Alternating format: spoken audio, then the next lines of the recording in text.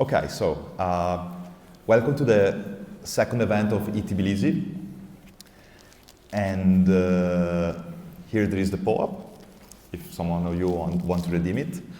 And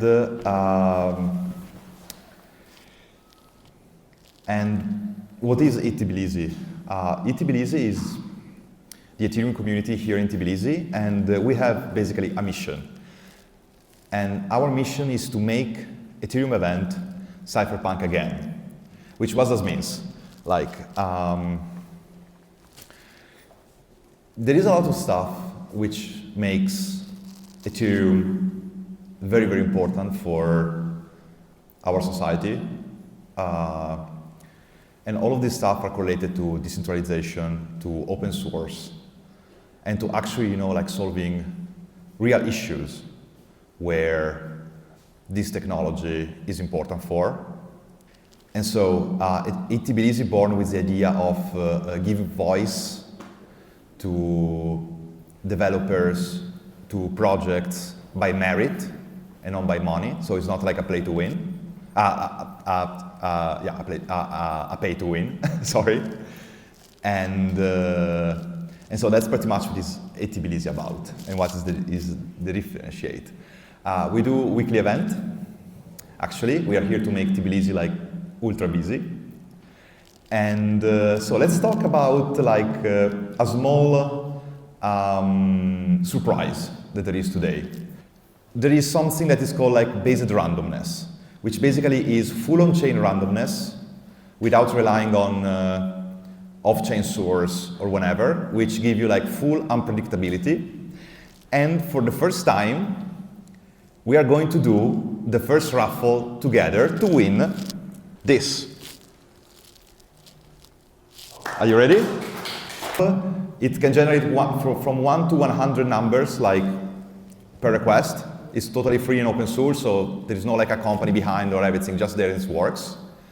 You can do multiple requests with transaction, and it's pretty much easy how it works, like how we solve this problem, which is basically like you can have a custom entropy basics, and the unpredictability is based on the hash of the next blocks, and this gives you like pretty much like, especially layer 1 and also like on a stage 1 to stage 2 layer 2, like pretty much like impossible to have manipulation from nodes, and also to not be able to predict what is happening. And so games and everything now is finally possible. And so that's why, so let's do it very quickly. So how much number we? 23. So let's do it very quickly here. This is the smart contract, everyone can use it. There's no fees or this kind of stuff, it's just like real open source. So it's very small from here. 24? Okay. So let's do. We select one casual stuff from 24 numbers. We have one winner. This is 0x, we don't have it. Includes 0, false. I don't know if you see, like, probably it's better if I put it like this. Also for my eyes. Owner is base Tosky public wallet. So I'm already doxed with it. Extra security 0. Base entropy hash 0x. So are you ready? Is the first ever made on-chain raffle like ever existed on Ethereum, actually.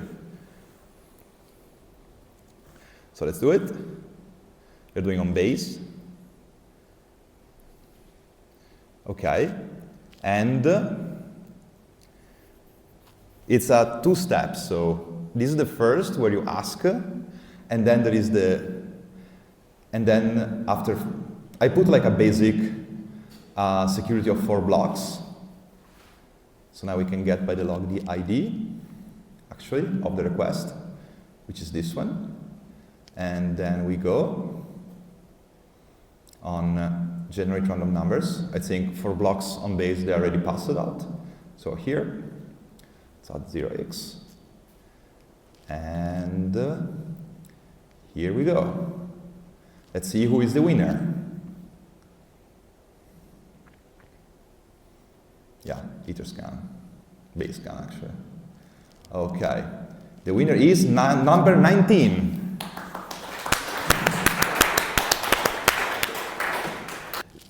November is a very important month for us because we are laser focused on privacy. And we have today Hinkal protocol. Then we have on the next event Lucid Samuel, which is also like an OG about Zk. It will be like a very interesting, actually, presentation. And on November 26th, we close the argument of privacy with the actual contrary. So the people who actually find out who are in the real world the person who hack different smart contracts and protocol. And so to understand like how is important privacy from the perspective of your anonymity online and about your information. Okay. I think this small presentation is finished. You can take your POAP. And finally, we have the real presentation. Here, guys. So thank you so much to be here. No, thank you so much for organizing. I don't think we ever had ETH Tbilisi before, so Ali was a great volunteer for this effort to happen, especially with Ethereum becoming the home for privacy. And I think that's the right time to do something like this. Now we see lots of interest in privacy. And usually when we see such interest, it cascades to lots of events such as adoption of the vector. So I think the sector had lots of problems, right? It started with compliance problems before, then with usability problems because it was really hard and clunky to use privacy. And the need for privacy was always growing, such as, like the user experience, right? So now we are in this overlap when these two lines basically intersect and finally forming the need and making privacy reality. Of course, like there's always, some government caveats, right? So how to make sure privacy is compliant. But I think we finally reached the right place and home for your assets on chain. All right, so Hinkal is a private home for your assets, right? And here I want to break down privacy in two different verticals, right? First is finance, right? Like one big shift, we see that finance is moving on chain, right? It's a huge industry. Lots of chains are focused on finance, like Solana's, end value proposition is internet capital markets, right? What I like in Ethereum is that it actually thinks more than finance. It thinks about, like attention, like how to prevent, governments from intruding your privacy, and it's just more global vision than just capital markets, right? So we have this, like privacy actually has these two forms, which is first is privacy prevents you from attention economy, right? So if privacy works well in the future, it will finally kill attention economy, so no one can sell your data. Google, Facebook, and other big platforms won't be able to own your data, so you won't become victim, and you finally will control your attention at scale. And the other one is your digital finance, your assets. So today we'll focus on this, and hopefully in 5 years we'll speak about Cypherpunk and this attention economy killer as privacy on chain. So what we see now is that traditional finance is becoming obsolete, right? So the biggest companies such as Stripe and Alibaba are launching their own chains.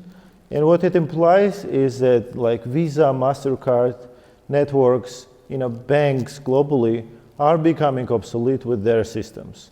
We have lots of branches in banks, lots of people working there. So I don't expect that they will actually adjust to like crypto generally.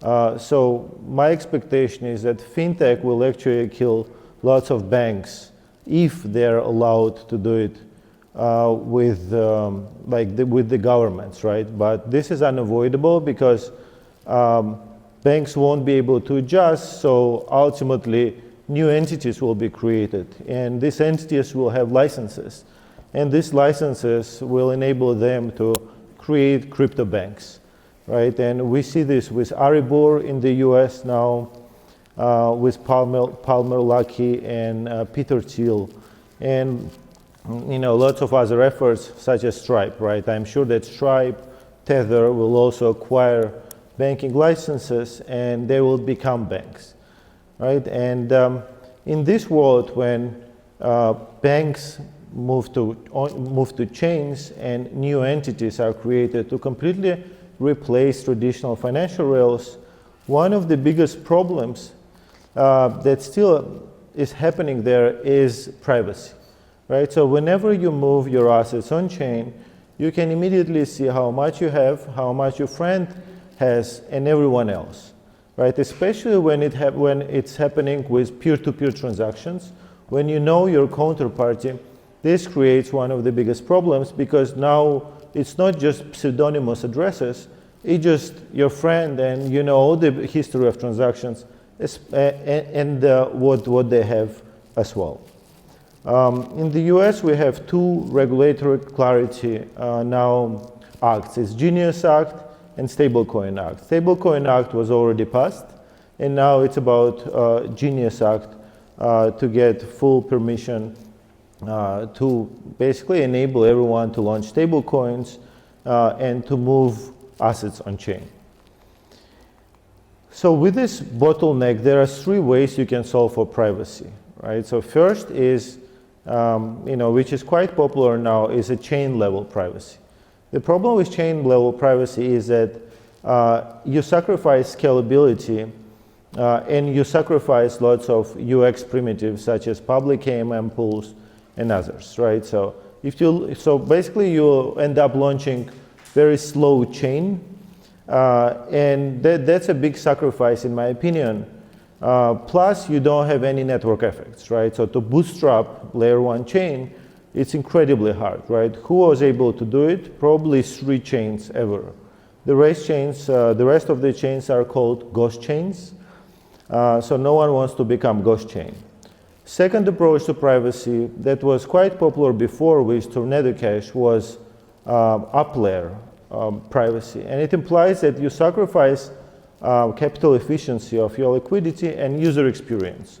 So your assets are stale on chain, so they are not active, you cannot do anything. And then you have to do lots of clicks to access this user experience. And we had this before, so our first product was actually the DApp. And we had 250 million volumes for the DApp, but then we realized that this is not a scalable approach. So the most scalable approach for privacy is wallet level privacy on public chains. So with all the advancements of technologies such as ZK, stealth addresses, TEs, as well as FHE, it became possible now that you can actually almost don't feel privacy while accessing any type of transaction on public chains such as Ethereum and Solana. So Hinkal is a gateway for fully self-sovereign and private money. You can move on-chain directly to Hinkal private address, and your assets are sitting in the shielded pool with UTXOs, and you have your own private address inside Hinkal. It implies that you can make any transaction in full privacy. You can pay your friends in full privacy. You can do yield farming or trading in a full privacy. Proof generation is client-side proving, so it's fully secure, but you have the choice to do proving in TE, right? And this way, on weaker machines such as your phones, you'll be able to generate zero-knowledge proof and make the transaction instant, right? That's how we solve the problem of instant transactions, right? That usually ZK has. What appears on-chain for all transactions is Hinkal smart contract. And basically, like, you can have sender, recipient both having Hinkal addresses, and what appear for this type of transactions is sender Hinkal, and then recipient is also Hinkal smart contract. So this way we avoid any traceability of your money on-chain, And think about also like current big trend, which is crypto cards. So crypto cards are going to actually take the world, because you can earn way more money with crypto accounts. I have 10% APY on my current account, 3% cashback with EtherFi card. But the problem is whenever you send money, you have to KYC there, and then you basically show your face and link your ID with the history of your transactions, right? That's one of the biggest problems that Hinkal also solves, right? So we're partnering with EtherFi there, so you can send any asset, USDC, ETH, to EtherFi without revealing the history of your transactions, and spend your money without any traceability, with a proper hygiene. So the product suite that we have is first, the most important one is Hinkal Wallet, right? It's a fully consumer wallet. It applies to traders, applies to people who want to own money privately, who have shitty governments as well, and don't want governments to have any exposure on their activities, right? And then just basic consumers who want to pay in crypto. Second product that we are developing right now is Hinkal Multisig, and this mostly for institutions, organizations, so you can connect with your Multisig or MPC accounts, such as Fireblocks and others, and then you basically activate Hinkal transactions with their signatures. This allows us to access kind of like bigger audience in terms of TVO, because most of money in crypto it's actually in the hands of few bigger whales. And the last one is Hinkal for developers, right? So the problem, we actually started with developer suite, so SDKs and APIs for payment networks. But the problem is that if people don't understand privacy or ZK, right, they won't be integrating your API and SDK. That's actually what triggered our decision to build Hinkal Wallet. So with Hinkal Wallet, we can actually show everyone how easy it is to access privacy and how huge is the problem. So this is our next step, where we released Hinkal Wallet. It's fully public, everyone can use. So now we can actually introduce SDK for developers, so any payment network or payment solution can integrate privacy within their system. Now we are getting to the heavy brain part, so prepare your like my co-founder, brother, and CTO Nika will introduce. Hi everyone, we will go through technical details of our protocol. My goal here is to explain you how we build Hinkal, at least give you some recipe how to build it. As Andrei Karpatis says, you do not understand something unless you build it. And this is my approach for you to understand something in our presentation from technical perspective. So when we build Hinkal, essentially we build information system which is based on some primitives. In our case, it's cryptographic primitives, because cryptography is used for privacy and anonymity to achieve compliance when we use cryptography. So I will explain some basic functions by some basic primitives that we use in our protocol.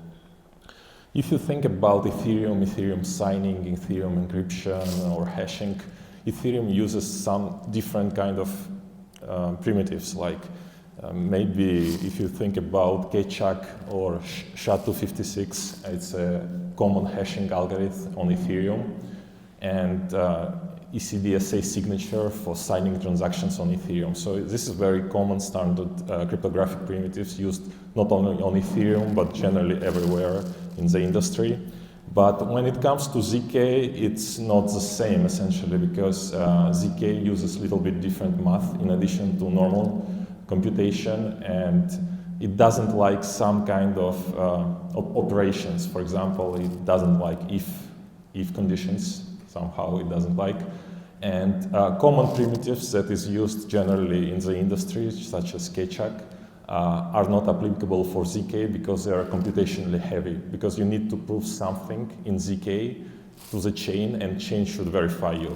So that's the reason we picked some non-standard primitives. And if we're talking about elliptic curves, it's baby jab curve.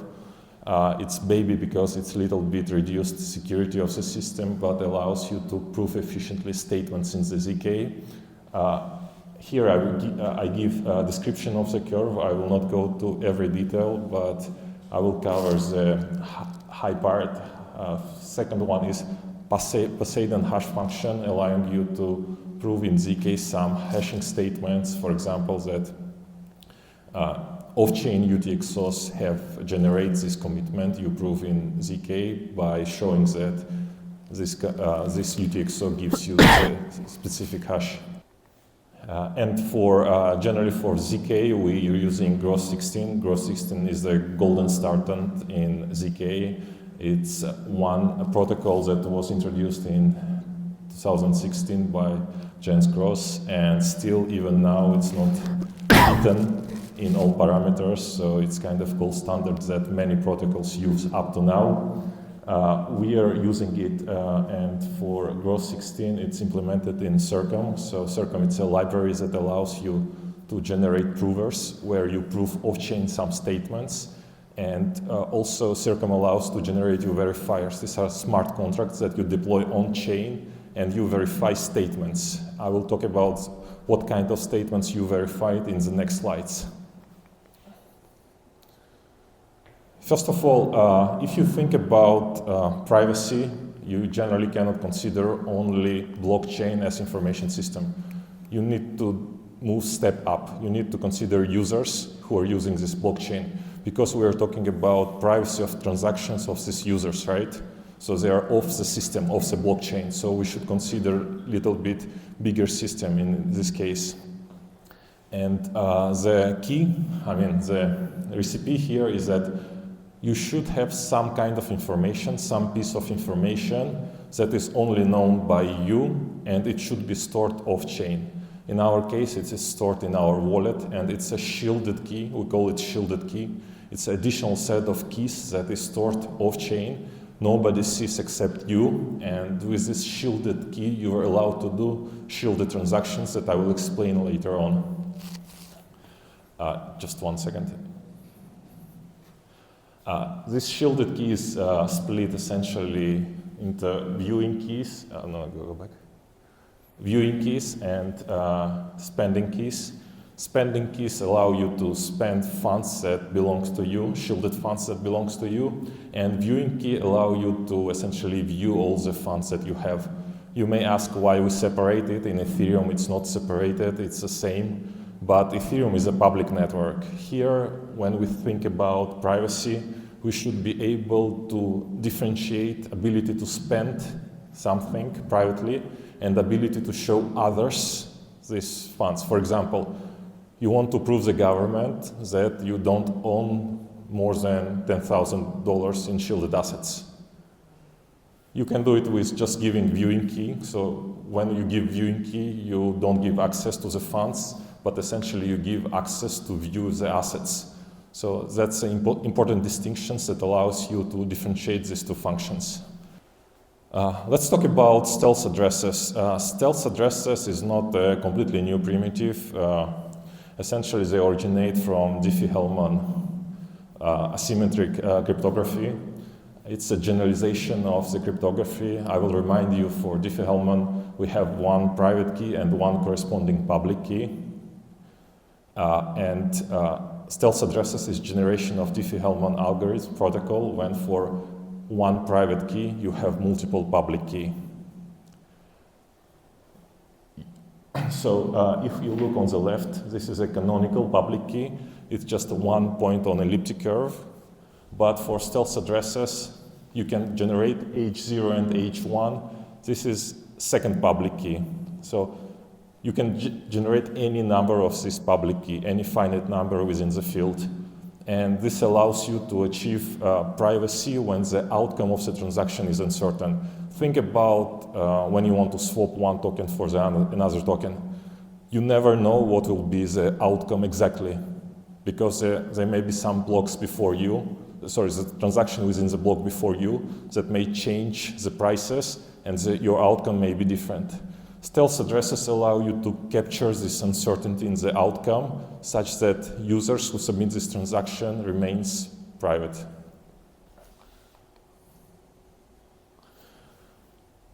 Very important concept here. Who is familiar with Zcash, the protocol?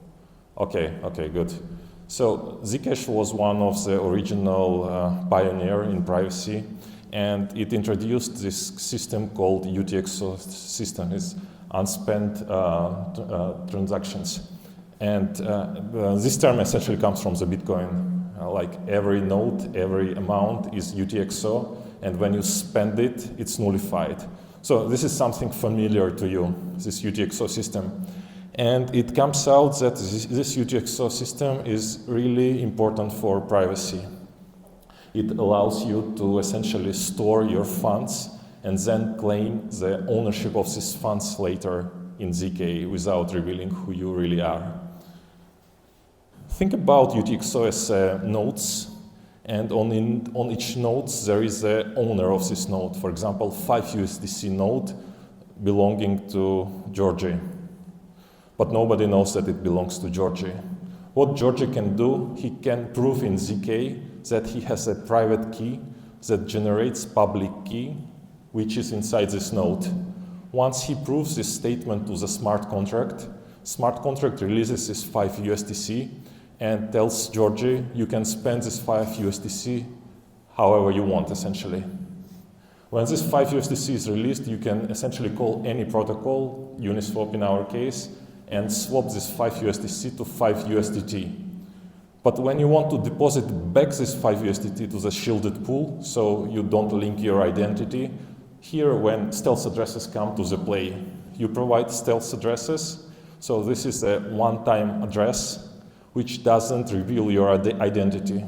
The beauty of stealth addresses is that you can generate billions of stealth addresses and all of them will be unlinkable for the outsider. So the same person can do any type of transaction, and all these transactions for the outsider will be unlinkable with each other. That's the beauty of this Diffie-Hellman extension.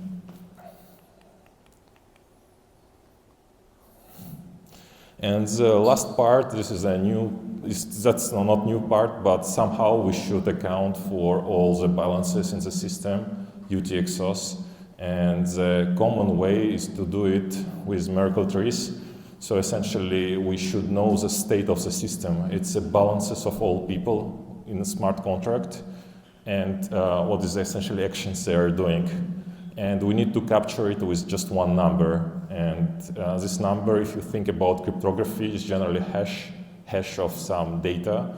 Data can be arbitrarily long, but you still can hash it and prove integrity of this data later. You may ask me, like, why don't you use generally one hash function and essentially hash all the data? But the problem is that when you do transactions, you remove and add UTXOs to the system, and you need to do it efficiently. Because if you rehash everything, you need whole previous data, which is really inefficient. What you need to do is to do it in a very short time. And if you have n data, n number of data, the shortest way is to do it is in log n operations, and Merkle tree allow you to do this. So by insertion, if Merkle consists of, let's say, 16, you can do in 4 operations. So quite fast, efficient way to prove integrity of your data and to record integrity of your data.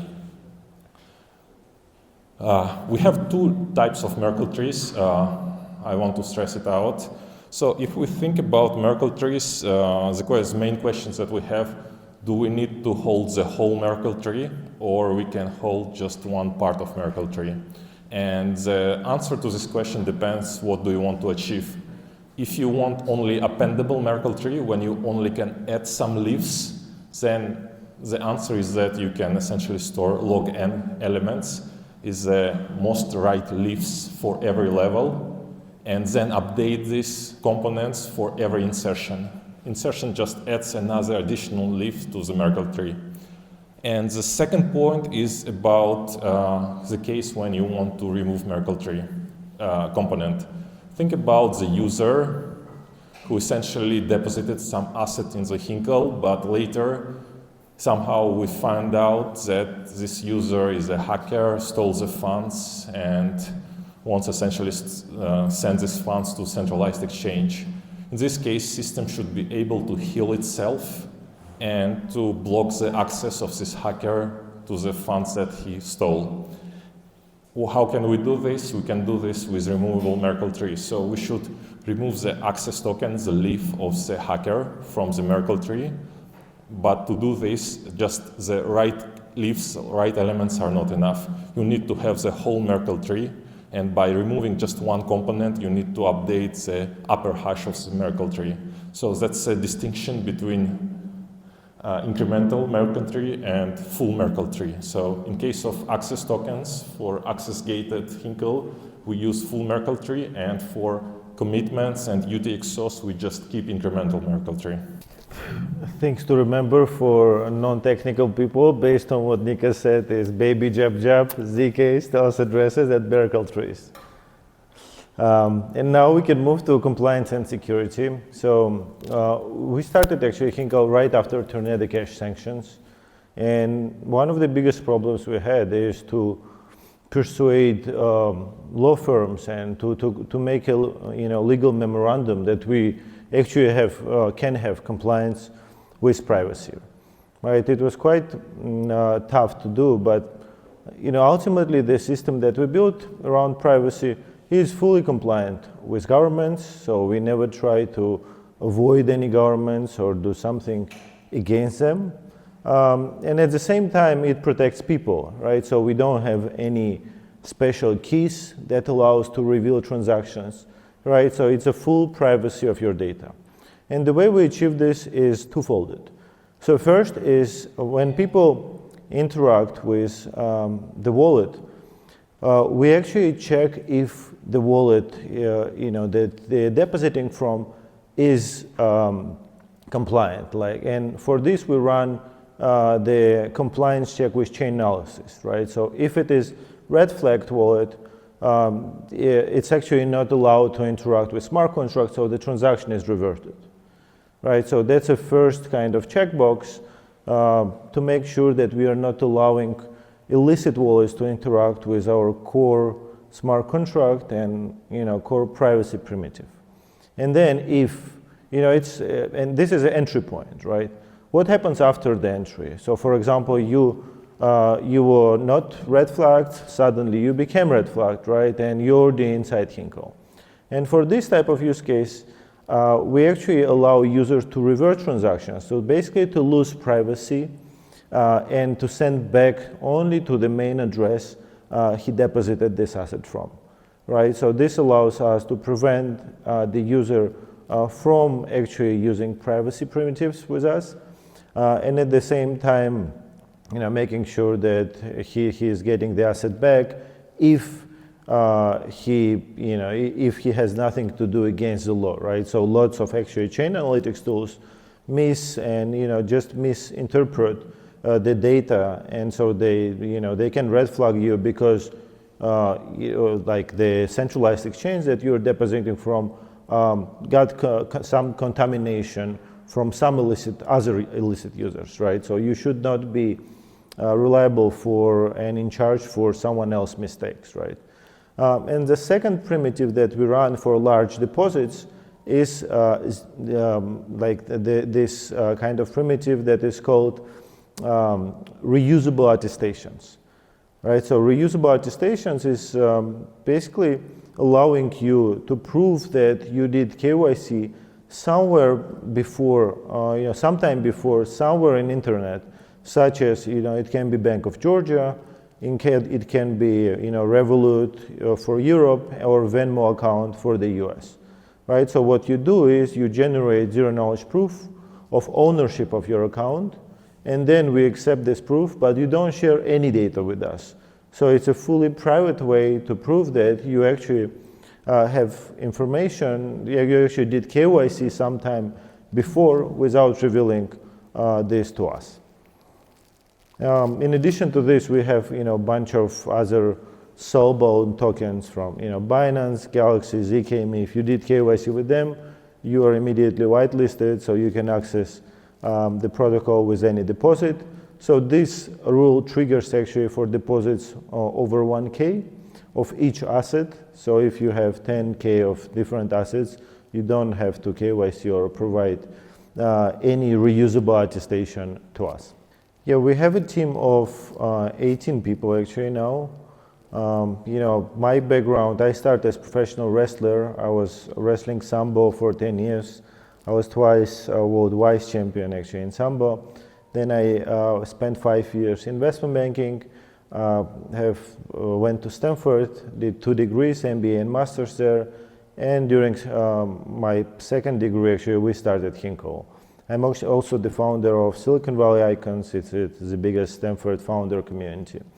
Nika has CTO, he's PhD from University of Warwick, and also built few apps. We built few apps before, actually, both in blockchains and Web2. We're always hiring, so we have everything for great people to join. So we are entry point to blockchains, right, to the new home for finance.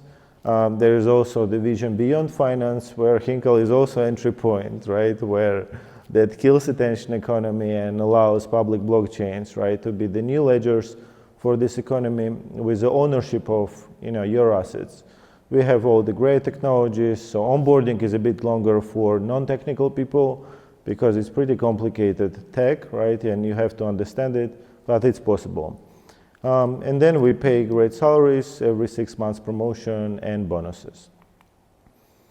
We raised over 6 million in seed round. We are planning to raise Series A soon. And yes, own your money with Hinkal, hinkal.pro. Here's my Telegram and email. Feel free to reach out if you have any questions. And feel free to ask questions if you have any right now. Okay, cool. Well, I will review my questions just so I don't get lost. But basically, again, like I said, we'd be starting with the idea that I have a MetaMask Ethereum wallet. You know, I could have received money to that wallet from clients, crypto trading, etc. And now I'm going to be interacting with Hinkal, right? So, so like my first question kind of starts basic. So when you talk about self-custody, I think trustless. So my first question would be, what kind of risk exists for me as a user of Hinkal? Yeah, the only risk that exists is a smart contract risk, right? And to cover smart contract risk, you know, smart contract is already 3 years old. It was 5 times audited by top cybersecurity firm. We use Hexagate, as I mentioned, which is chain analysis to prevent any interventions, right, into smart contract. So basically everything that is possible, we are doing this to make sure that smart contract risk is minimized. Okay, excellent. My next question is regarding the viewing key. I just want to make sure I understood that right. Is this viewing key customizable? So let's say I have 100 ETH, but I'm trying to verify to someone that I have just 10 ETH. Can I just show them that knowledge only? Yes, so with viewing key, you are able to prove any sort of statement about your assets. This is partial revelation, and second is a full revelation when you give viewing key to the essentially government or some entity for full access. Of course, the first option is much preferred. Got it, perfect. Also, if you could do some general comparisons to Tornado Cash, because that's where like I first was really learning about privacy. I think of basically you shoot 100 Ethereum into a cloud, right? And it rains down all this Ethereum in different places later, and they don't know which wallet it went into, right? What my question would be is, let's say there was just one user of your wallet, right? And I sent like $10,000 worth of ETH to it, and then I withdrew it. Obviously, it'd be very obvious, you know, where it came from at that point. So is your privacy dependent on the number of users, or is there some other kind of factors involved when people see the on and off ramping? And how many users do you have, I guess? Yes, so for comparison with Tornado Cash, I wouldn't directly compare with Tornado Cash. I would rather compare it with Zcash, not because I'm scared of comparing with Tornado Cash, but the structure is different. Tornado Cash used off-chain nodes for every deposit, and it didn't have this UTXO system behind it. It's more rather than Zcash, which has this UTXO system. We try to generalize this UTXO system with respect to Ethereum with any sort of transaction. And yes, in terms of anonymity, the level of anonymity, it depends on the anonymity set of the system, which depends not only on the volume, but also on total value locked in the system. So both parameters are important. And what is your TVL right now? So after we redeployed the contracts around 3 months ago, our TVL is 1,200,000. So. Yeah, it's 1,200,000. Oh, cool. Excellent. I'll use a local example here, GE Crypto. So that's a local exchange that they do USDT withdrawals, or you can trade fiat to USDT.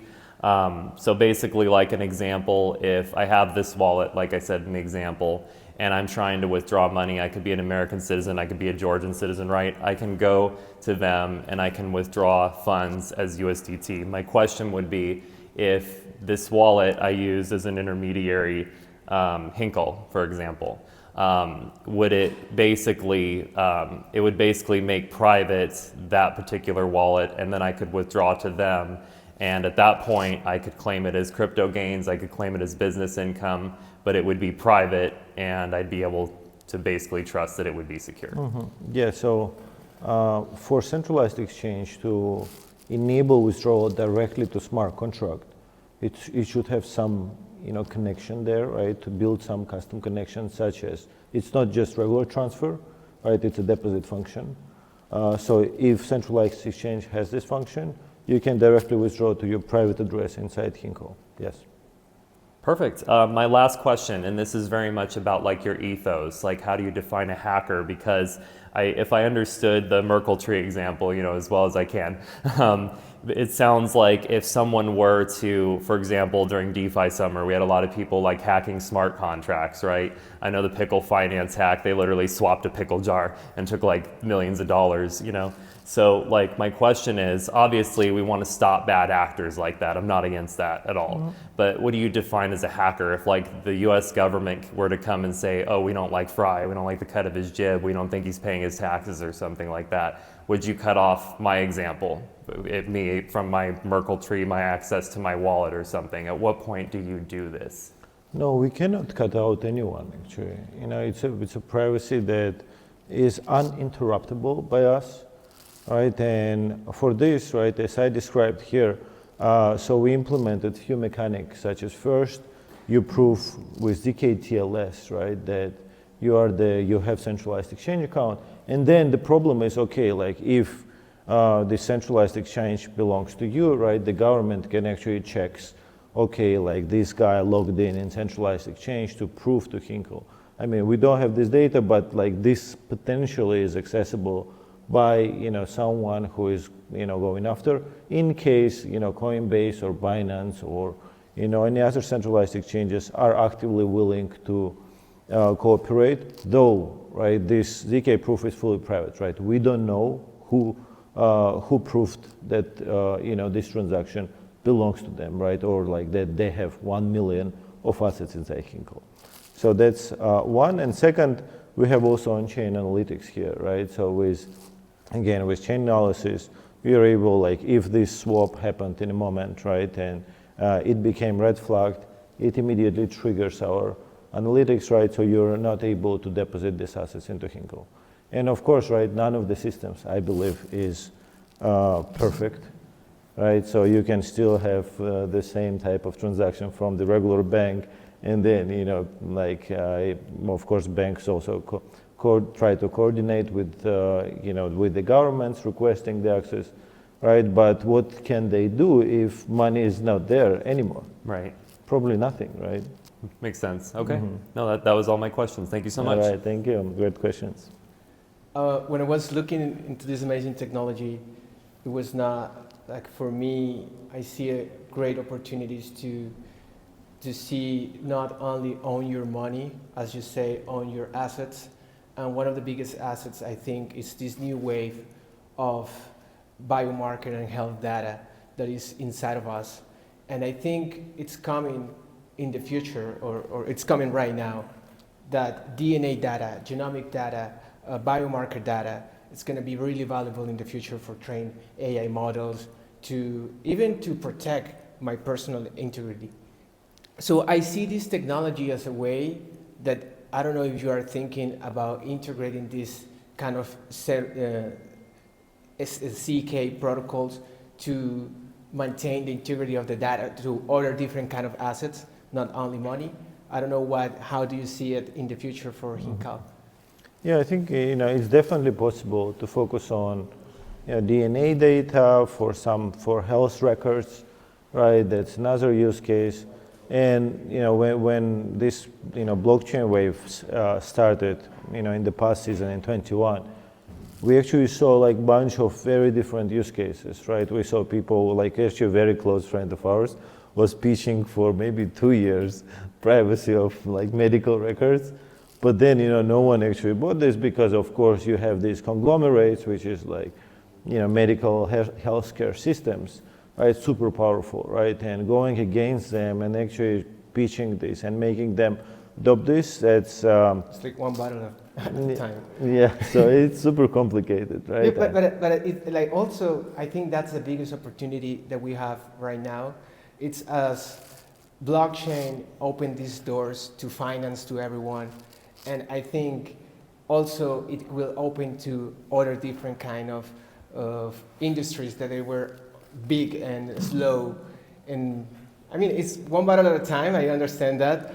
But also I think this just the full protocol, how it's created with the authentication, with the deduplication product, like all how it's created, 100% it can manage or create a new way to manage that data that it's, it has these limitations right now into all these regulations, but with this protocol, you can jump into that regulations. I think it's amazing. Mm-hmm. Yeah, so I mean, we are open to this use case. Unfortunately, right, we have to, not unfortunately, actually, fortunately, we have to focus on use cases that are, closer to reality for us. So finance is the most obvious use case, right, for blockchains. Then, you mentioned intentionality of your data.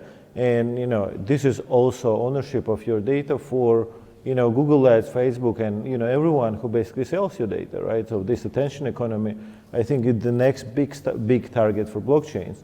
And, if there's a pull from healthcare and we see that, that's where basically the invisible hand of demand leads us, we will definitely go there, right? I mean, there are lots of examples where people like didn't expect that there is a huge demand, such as Twitter. Twitter like was whatever, they launched this tool and then suddenly they saw people going crazy, and of course it made them intentional for this use case, right?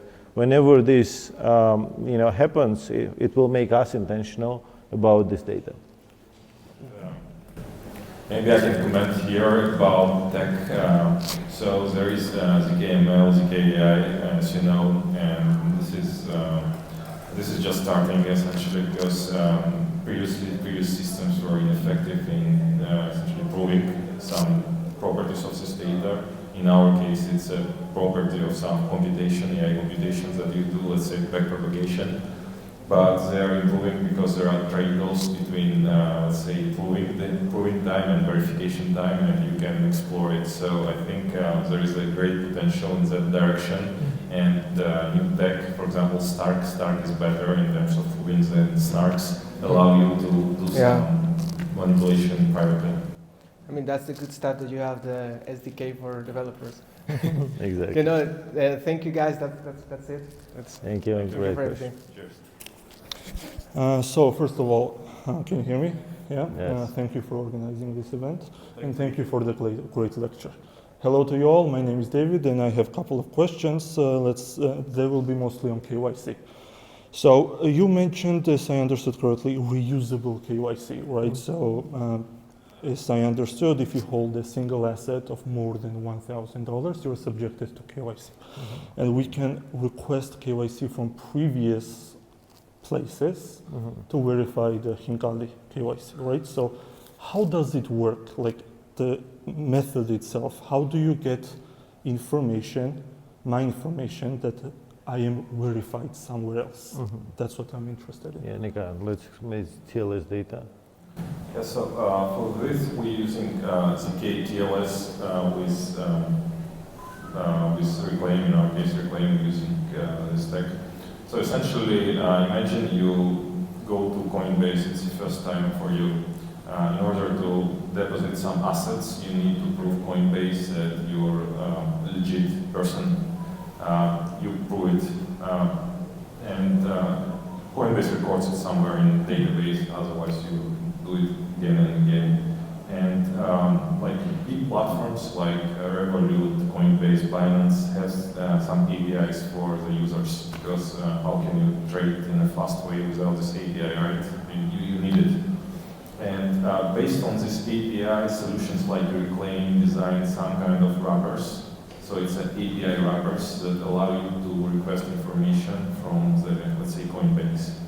And in our case, when user logs in with his wallet, he's able to, with this wrapper UI, connect to this API, let's say Coinbase API, and essentially get this information. And essentially this wrapper allows you to prove some statements.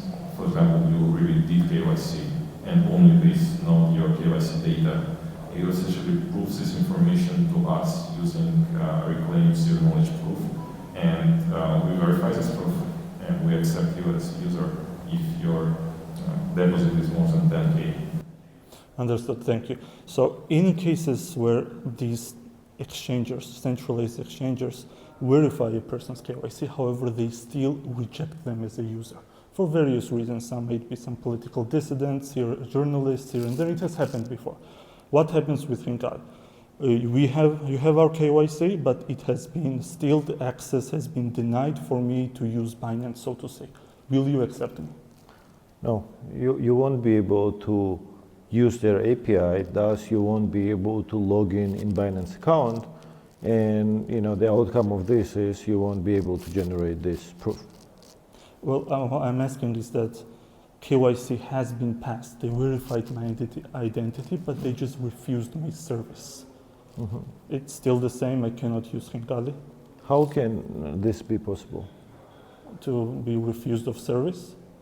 Yeah, I mean, if you passed KYC, it implies that they already agreed that you're a legit user. Well, this has happened before many times, right? They verified your ID, your proof of address, so to say.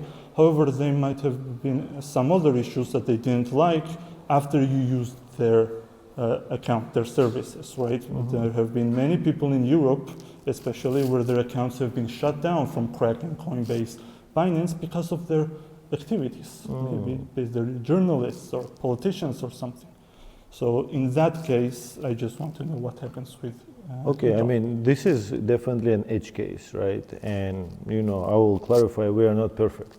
So we still have to work on better primitives, better compliance, everything. But this use case actually reminds me about, the exchanges, kind of tier 2 exchanges that we have now, such as MXC. And for them, you can actually have an account with them without KYC. Right, so what we implemented is that you have to prove that you have assets there more than 1K. And if you don't have assets, you are not able to generate this ZK. So I think same applies to Binance and other accounts. Right, I think we still have to work on this use case and edge case for this to happen, but we can require users to actually prove that they have, let's say, at least $2 or like whatever, $10 on their active account. You can even ask to prove the volumes, right? So there are a lot, you can basically ask to prove any arbitrary data. Understood, thank you for the answer. And one final question, it's a bit of a rough one. You mentioned that you use chain analysis services for verifications and stuff. So I have a problem with chain analysis, right? Because over the years, it has been accused of being a CIA front organization. They've been accused of they started as, they got their money from CIA, they started as that, and over the years, it's been told that they go after people that that CIA finds troublesome, right? So again, with the question, there might be some political dissident, anyone fighting against government or some tyranny that might be in interest of the CIA, and well, chain analysis just tells you that, we flagged that, that's just a bad person. and you just automatically refuse their service, right? So my question mostly is that Chainalysis is far from perfect, and is there an idea to move past that and use some other services instead of Chainalysis?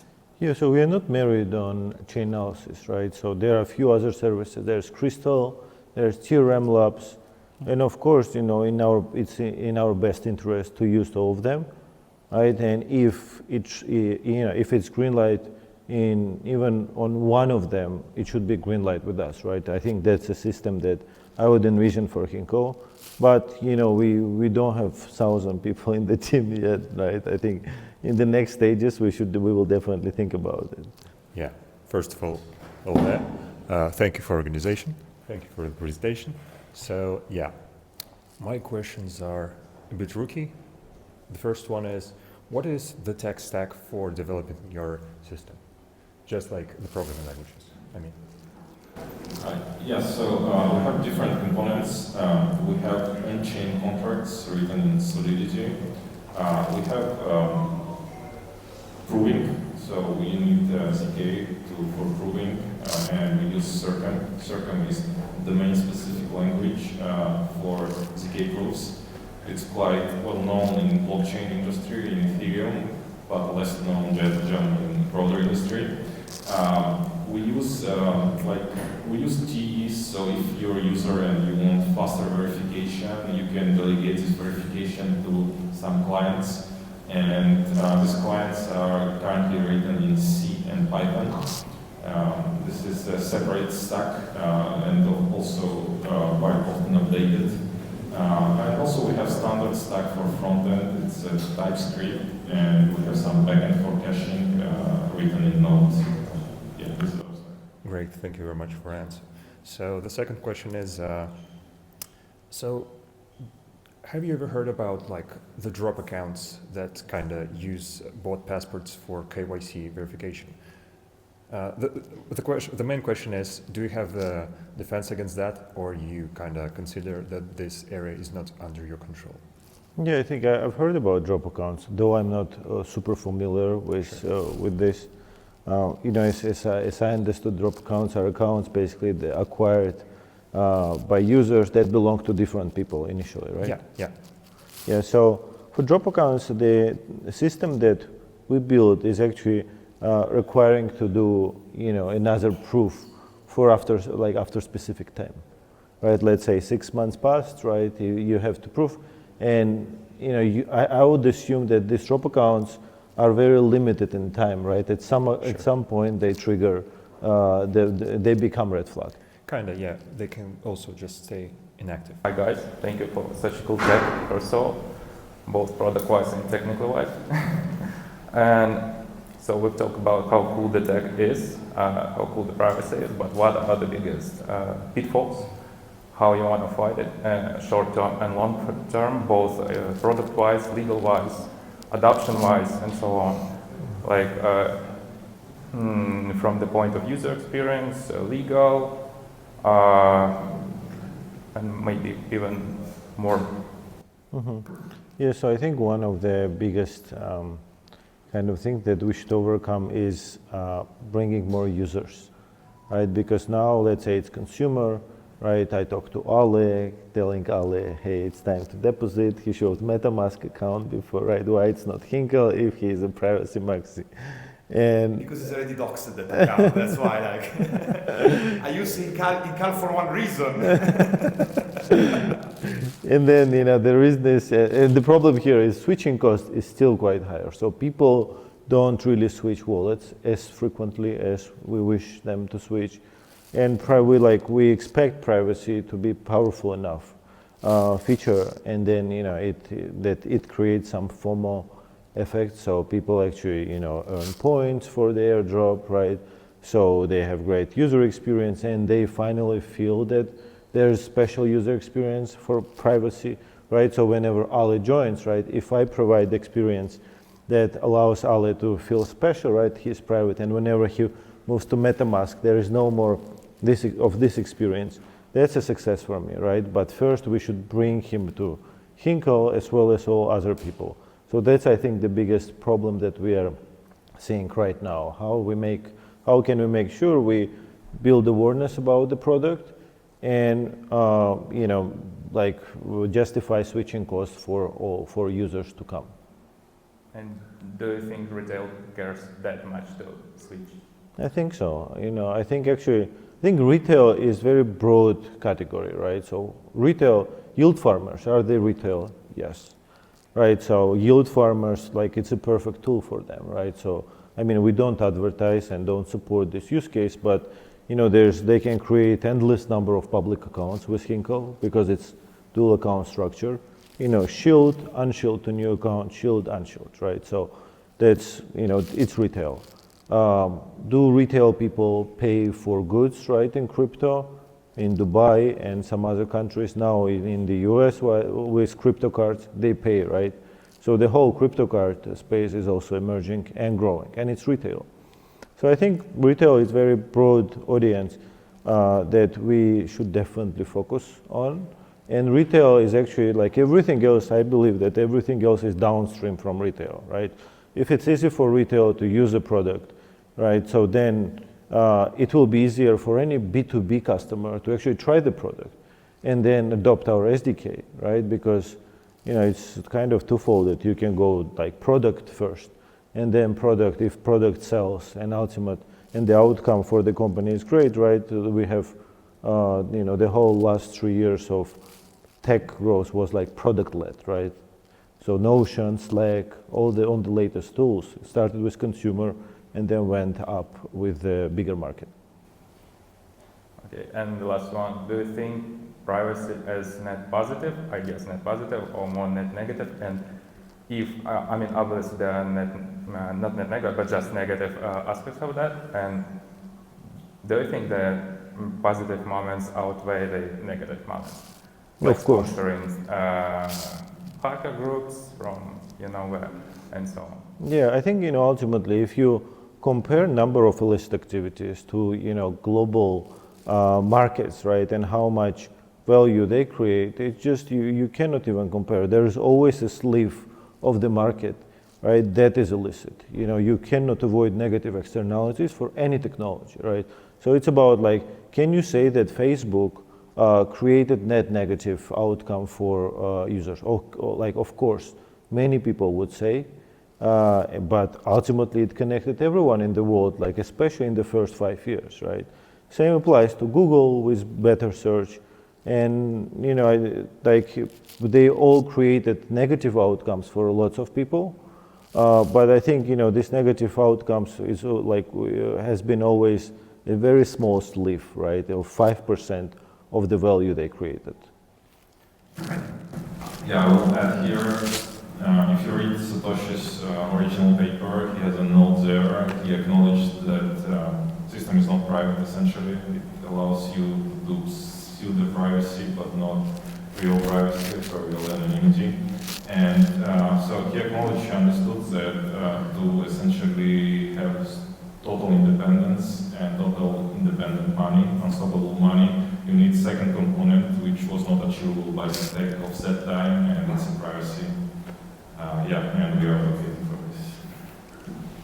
So, first of all,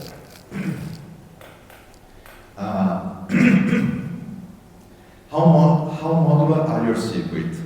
Can developers compose or extend them for new asset types or custom privacy logic? You mean extend in terms of extending software or plugging them into larger circuit? What is the question? Needs to be specified. Reply for both, let's make it easier. Our circuit code can be easily extendable. It's written in modular style, so it consists of sub-modules each circuit. So it's, I would say it's not written in a bad way, it's quite extensive. In terms of plugging this circuit to the larger circuit, so the circuits, you cannot plug any circuit into the system. You need a different type of dimensions, so a circuit should have some shape in terms of parameters, of the circuit. So it's extendable up to some point. but not fully customizable for every dimension space. There's basically in between an API and a hook. Exactly. Yeah, makes sense. So second question, I have 4, so it will require some time. What measures are in place to mitigate metadata leaks? Example, timing analysis, transaction correlation, or identifiable patterns improve submission? Okay, thanks for this question. I'm really happy that it was asked. Because recently we added Tor. Everybody knows Tor, right? Tor essentially is like Hinkal, but browser way of Hinkal. I tried. It uses nodes to send your requests. So for outsiders, your requests are not sent from your IP, but sent from the IPs of the nodes within the system. And we have integration of it. Unfortunately, we should have paid some price because Tor adds some time overhead. And when you use it with Hinkal, it will be a little bit slower.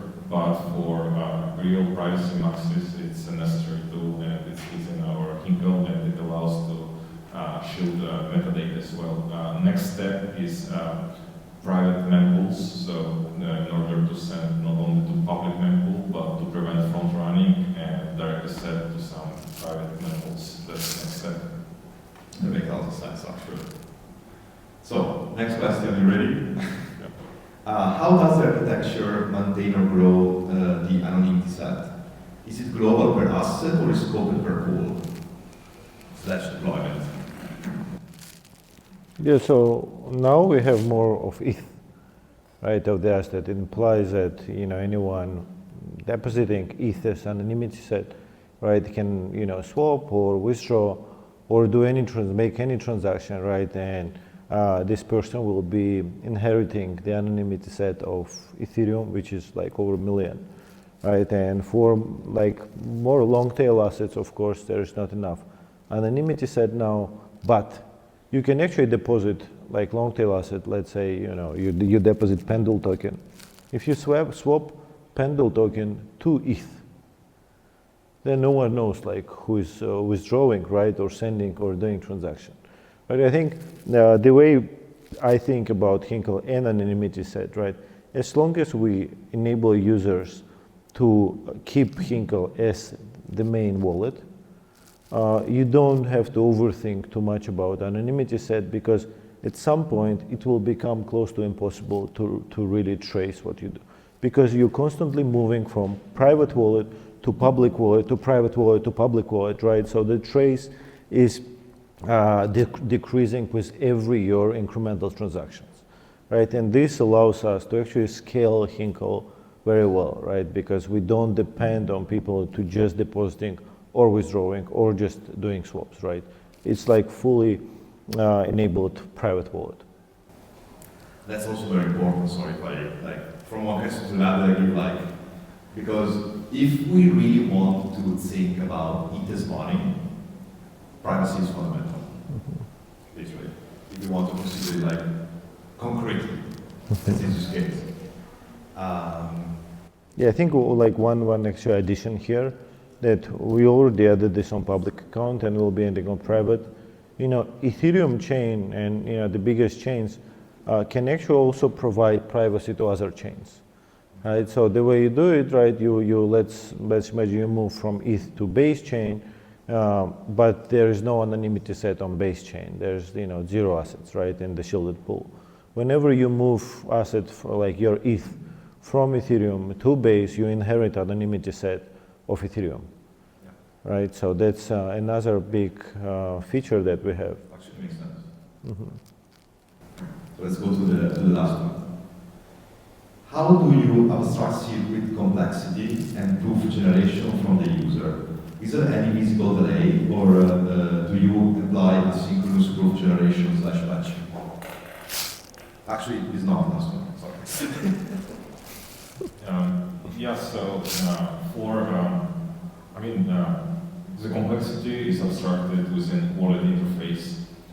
User shouldn't think about certain obviously, like he should do transactions like he's used to with normal wallets. And we don't use asynchronous proving because you need to capture some information before you prove. You cannot run in parallel. And as I mentioned previously, we have two modes, like proving locally for privacy maxis or proving remotely. If you prove remotely, it's within 200 milliseconds, normal for HTTP requests. If you prove it locally, depends on your computer, but if it's M1, let's say Mac M1, then it's within 2-3 seconds overhead. Okay. Last question.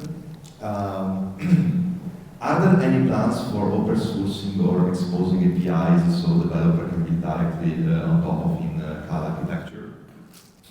Yeah, so we just open sourced our smart contracts, core smart contracts. Like everything else will come gradually, right? So we have to do more audits. We have to, like polish the code before we actually go broader. Makes sense. Because you have attackers if you don't do it. If you do it before. Yes. Actually, something that I want to underline before ending this conversation, and very thankful to be here actually, is that it was like actually like the same stuff that I told you like first time we met and also second time we met. Because now a lot of people see like this trend about privacy to pop up some point. But it's also important to say that most of the users, especially like they want to use Hinkal, they want to use like other applications, most users as me because I was the biggest user of Tornado Cash. Like all of my wallet, I registered public on Twitter, so it's like they're based on Tornado Cash, for example, like before like all of the chaos that happened in 22. And that's like a fundamental use case for most of the people, especially if you are, for example, like a CEO of a project, or you don't want like it's not about like only like let's PM to the government, to the police. Just about okay, I want to do my stuff, but I don't want like other people like do my stuff. Like, for example, if I buy a meme, I don't want that people like connect this stuff with me or whatever other like use case. And I think it's important to underline actually that which was the first question I asked you. That there is way to have a protocol who preserves your anonymity, but at the same time doesn't have a compliance issue. That's one of the things that I think I want to underline. If you want to add something, or we can close with this, but this is like very important, like actually. Yeah, I think this is super important for us because we also focus on institutions. Right, and so like every institutional like liquid fund, which is like more or less grown liquid fund, asks us, well, how do you make sure that your smart contract is not contaminated, right? And for this contamination, we use like now chain analysis, later other tools as well, such as Ethereum and Crystal. But this is extremely important for us. And yeah, compliance case is important, but sometimes it reaches extreme in depth of attention to our protocol. Even one curious case, one of our investors still thinks that we are KYC protocol. And so we can say that like for everyone, to especially like to simplify for a DeFi person like me, which I'm studying ZK and privacy, but I'm very more like a knowledgeable DeFi person, that Hinkal and also like a lot of this new paradigm, this new trend of privacy protocol, I can use without being scared to be blocked in the future because I use it. Do you tell me, yes, you can use it? I cannot guarantee on behalf of other protocols that are out there. But I can say that Hinkal, yes, you can use it. You can, most of actually, like lots of our current users are sending money from Hinkal directly to centralized exchange. That's fair. Right? And, like we never received any feedback from them that they rejected the deposit. That's very important. We should have privacy. And so, I think we can close the event. And obviously, we invited Hinkal. And so, back to you. There is a lot of Hinkal, if you want to do something. Yes. So thank you to be here, to everyone. Thank you also for the participation, which is like, is always more than we expect, like each event. And yeah, we can grow. Awesome. Thank you.